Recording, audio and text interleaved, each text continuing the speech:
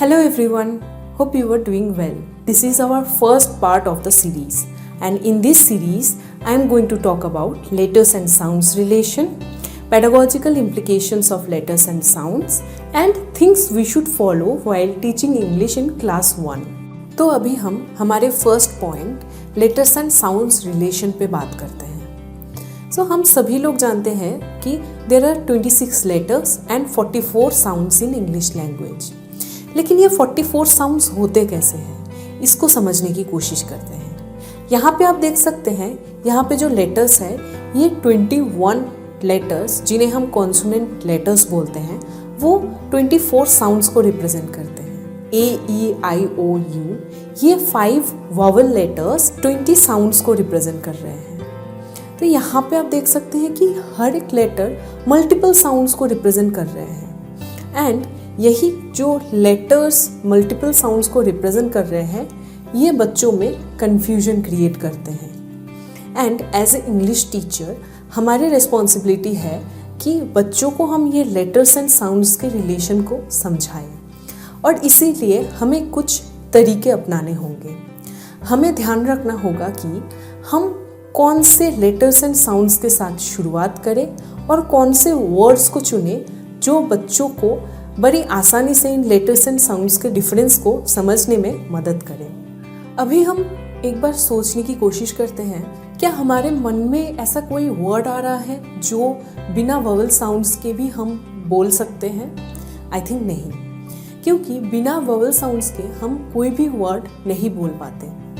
हाँ, ऐसा कुछ वर्ड्स हैं जैसे कि क्राई, फ्लाई, इनमें हम जो वोवल लेटर्स बोलते हैं वो नहीं है, लेकिन जो साउंड्स हैं, आई साउंड्स हैं, वो वोवल साउंड्स हैं। तो ऐसा कोई भी वर्ड इंग्लिश लैंग्वेज में नहीं होते हैं जो बिना वोवल साउंड्स के हम बोल पाए। इसीलिए ये ज़रूरी है कि जब भी हम बच्चों को इंग्लिश सिखा रहे हैं तब हम वोवल साउंड्स से ही शुरुआत करें। और जब शुरुआती तौर पर हम बच्चों को वर्ड्स सिखा रहे हैं तो हम शॉर्ट वोवल साउंड वाले वर्ड के साथ ही शुरुआत करें, जैसे कि pin, pan, man, top, pot, ये सारे जो शॉर्ट वोवल साउंड वाले वर्ड हैं इन्हीं के साथ हम इंग्लिश सिखाना बच्चों को शुरू करें। अभी हम बात करते हैं कि किस तरीके से हम बच्चों को इंग्लिश पढ़ाएं। जैसे कि क्या हम हिंदी जैसे लैंग्वेज हम बच्चों को पढ़ाते हैं वैसे ही हम इंग्लिश भी बच्चों को पढ़ा सकते हैं? नहीं, क्योंकि हिंदी लैंग्वेज में जो लेटर्स एंड साउंड्स के जो रिलेशन है वो बिल्कुल अलग है।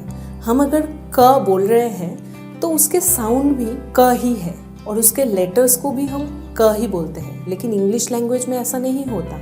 हम अगर पी लेटर बोल रहे हैं लेकिन उसके साउंड हम प बोल रहे हैं, तो ये डिफरेंस होते हैं। अभी एक एग्जाम्पल के साथ इसको समझने की कोशिश करते हैं। जैसे कि एक वर्ड मैंने ले लिया कैट। अभी देखते हैं क्या हम हिंदी लैंग्वेज की तरह ही हम कैट या इस तरीके के वर्ड्स को हम बच्चों को पढ़ा सकते हैं?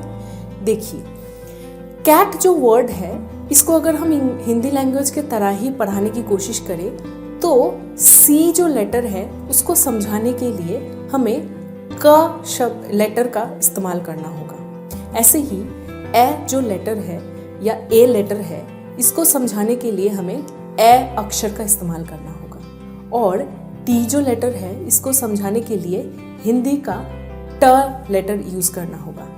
तो यहाँ पे तो फिर भी बात बन रहे हैं कि क, ए और ट के साथ हम कैट समझा पा रहे हैं। अभी देखिए, काइट को अगर हम हिंदी लैंग्वेज के तरह ही पढ़ाने की कोशिश करें तो क्या होता है।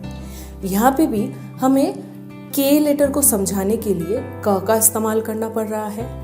आई को समझाने के लिए आ और ई इन दोनों लेटर्स के मदद लेना पड़ रहा है। टी जो लेटर है इसको रिप्रेजेंट करने के लिए हम ट अक्षर का इस्तेमाल कर रहे हैं और हिंदी में का, ई और ट से ही हम काइट बोल पा रहे हैं। तो हिंदी के जैसे इंग्लिश पढ़ाने में ये कन्फ्यूजन क्रिएट हो सकता है कि कहाँ पे हम स्पेलिंग कैसे लिखें।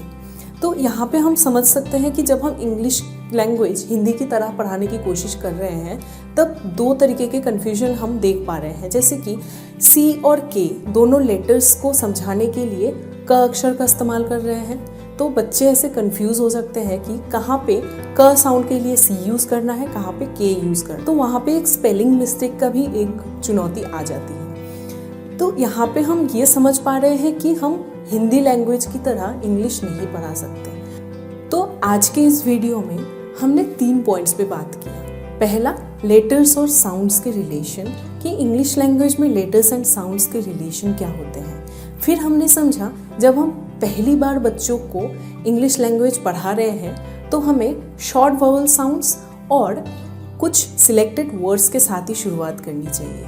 एंड तीसरा, हम इंग्लिश लैंग्वेज को हिंदी लैंग्वेज के तरीके से पढ़ाने की कोशिश ना करें। हमारी कोशिश ये रहेगा कि हम इंग्लिश लैंग्वेज को इंग्लिश लैंग्वेज के तरह ही पढ़ाएं।